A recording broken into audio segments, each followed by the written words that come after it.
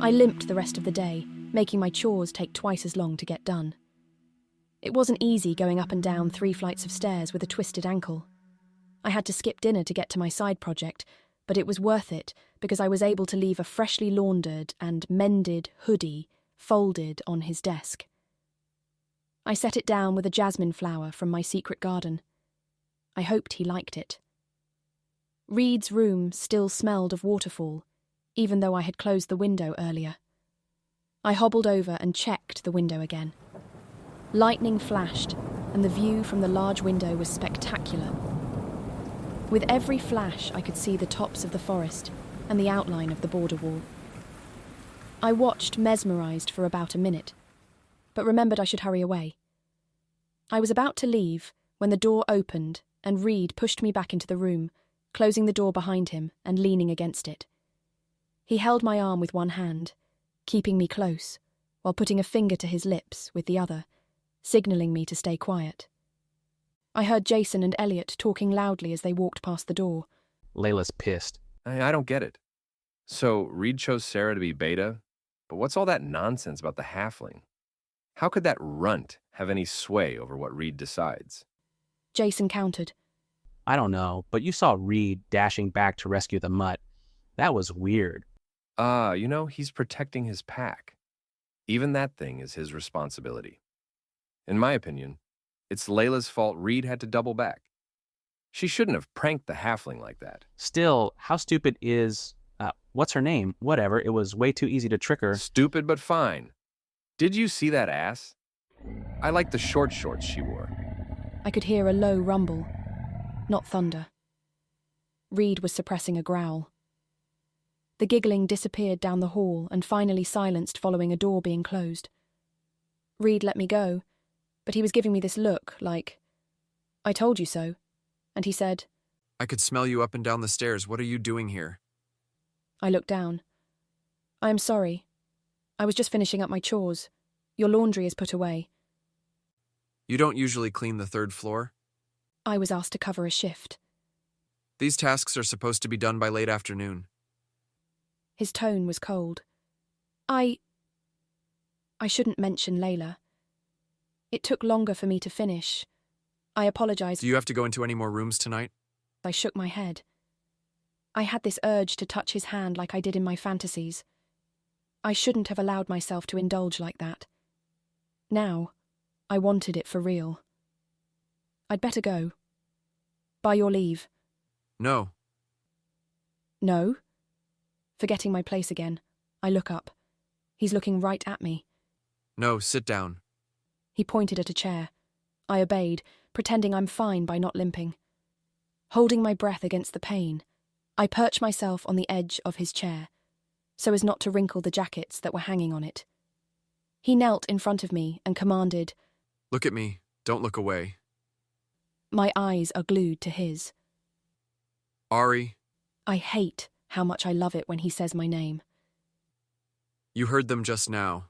They are starting to notice you." He turned my face and saw some of the bruising on my jawline, and his eyes traced the rest of the bruises on my arms and knees. "And Layla clearly means business." How did he know? I am sorry. I don't know how I offended her, but I will apologize. "No. I chose Sarah and she's taking it out on you. You didn't do anything wrong."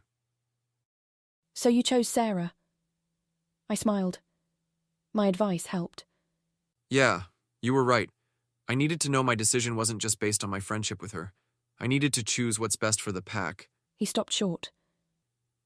"What are you wearing?" I looked down at my clothes. It was different from my clothes from this morning because I had gotten quite messy throughout the day, and I thought it best to wear clean clothes for folding clean laundry. I didn't see anything wrong with what I was wearing. It was a t-shirt and jeans. Of course, I had them for the last 4 years, so they were a little small for me. The jeans had become capris, but the shirt covered me fine. My clothes? "Why are you wearing such tight clothes?" He looked flustered, like he didn't know where to look. I've had these for several years, I guess. He still looked confused. They stopped giving me hand-me-downs a while back. The situation dawned on him. You don't get the stipend. He hadn't realised. The pack had a system in which each family put a percentage of income back into the community. The education and food for the young were paid with that, along with any infrastructural needs in the territory. Those who worked in the manor or directly for the pack were paid through this as well. Younglings also received a stipend while they focused on training, but I never got any money. I was told the council decided I didn't need it, as my essentials were taken care of. I have room and board. That is more than I could ask for. He was looking at me more closely, measuring me. And food? Enough to get by. You barely eat breakfast. His chest rumbled again. I was upsetting him. And we don't have any standard uniforms for Omegas, so what you have is all you have. I nodded. I was looking directly at him again. I really shouldn't. But he had commanded me to. That is a good idea, though. I'm sure uniforms would fit better. I would be happy to wear a maid's uniform. I don't think putting you in a maid's outfit is going to help. Reed turned away. Was he angry? His ears looked red. There came a quick knock, and for no reason Reed looked at me with panic. He picked me up and took me to his ensuite bathroom. He sat me on the counter and started the shower on hot. Stay here. I waited obediently in the steaming room, watching the shower run. Reed, we need to talk. It was Sarah. Now? I was about to take a shower. The door was slightly open, presumably to have the steam showing. Oh yeah, I see. Well, it won't take long.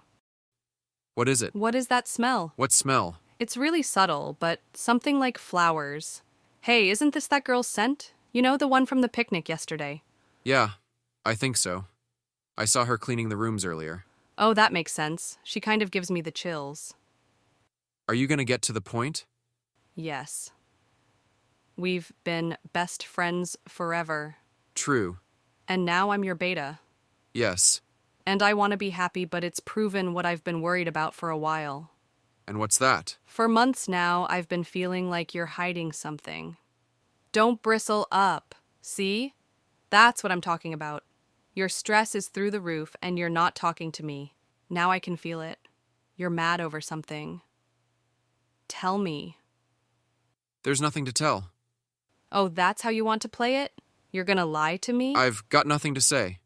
How can I help you if you won't talk to me? I'm handling it. Aha. So there is something. I need to handle this one on my own. A few moments of quiet filled the air. I didn't dare make a sound. The hot water would feel so nice on my ankle, but if I put my foot in it would change the sound of the shower. So I didn't move even one toe. You're heartbroken. Why? Who? It's not what you think. It's an alpha thing. I need to make decisions that hurt sometimes. Is this about Layla? I know she's upset. You're not regretting the choice, are you? Of course not. So you won't tell me who it is that's taking up your mind? You know I might see it someday. Whoa, did you just bolt your mind against me? I could totally feel a big door closing in my brain. Serves you right, trying to poke around. You don't trust me. Sarah, I will tell you most things in the world, but some things are simply mine. I suppose that's fair? Unless you want me poking around in there. What are you Stop thinking it. about? I got your point. Go take your shower. They chuckled. The steam was getting so hot, almost unbearable, it was hard to breathe. I'll go stink it up. Ugh, boys are so gross. Night, Sarah. I could hear his grin. He closed and locked the front door and came back for me. The steam released in a big cloud to the rest of the room. His chest rumbled like a purr. I felt lightheaded, but I slid off the counter carefully so as to not hurt my twisted ankle and stopped the shower before heading out, doing my best to not limp in front of Reed. He followed me. You shouldn't keep things from Sarah. I don't know why I said that. It wasn't my place. He watched me sit back down. Some thoughts are Private? sacred. Sacred. I knew what that was like. That's when he saw the hoodie. He went and took a closer look at it. You mended it. He picked up the flower. I thought I saw a smile in the reflection of his window. I felt relieved. I made him happy. That's why I didn't see this coming. He quietly, but firmly, with authority, said, I'm going to banish you tonight. Lightning flashed, and the thunder rang in my ears. The lights went out, and I was glad for it. He'd never have to see the look on my face. Within seconds, I was swept right off the chair and into his arms. Please don't panic. I didn't care about the lights going out. Did he think I was scared of the dark?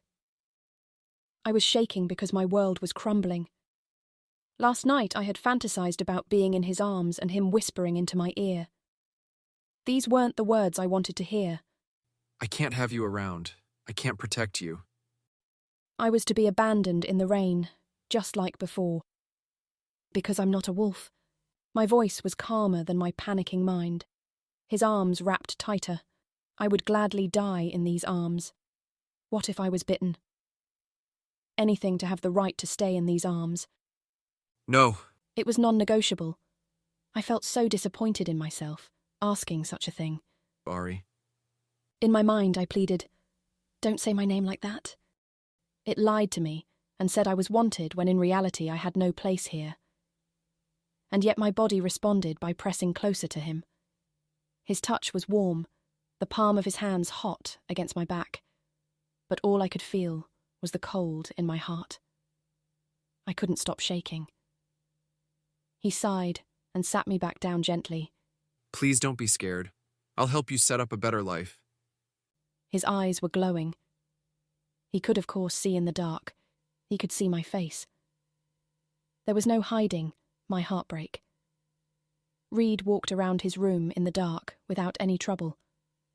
I could hear a bag unzip, followed by sounds of packing. After a moment, he took me by the hand and started to lead me out of the room.